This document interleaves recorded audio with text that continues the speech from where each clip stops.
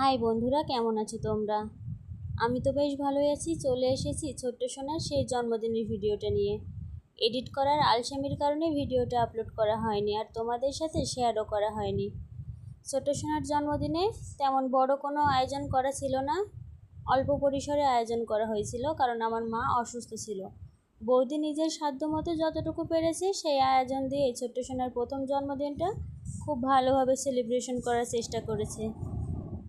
জন্মদিনে পায়েস থাকবে না এটা তো হতেই পারে না। আমরা বড় হয়ে গেছি, তারপরও মায়ের কাছে যখন থাকি জন্মদিনে মা কিছু না পারলেও একটু পায়েস করে আমাদের মুখে দেয়। সেখানে ছোট সোনার জন্মদিনে শুধুমাত্র কেক আর পায়েস দিয়ে এবার মিটিয়ে দেওয়া হয়েছে। এ দেখো ছোট্ট সোনা কত খুশি।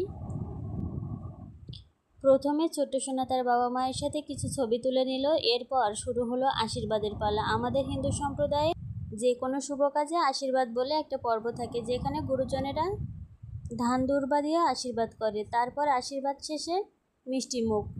সোনাকে দেখো সবাই টাকা দিচ্ছে, আর এই ছোট্ট ছোট্ট বাবুরা এসেছে গ্রাম থেকে ওর জন্মদিন দেখার জন্য। ভিডিওটা সম্পূর্ণ নিতে পারিনি, যতটুকু নিয়েছি তাই তোমাদের সাথে শেয়ার করলাম।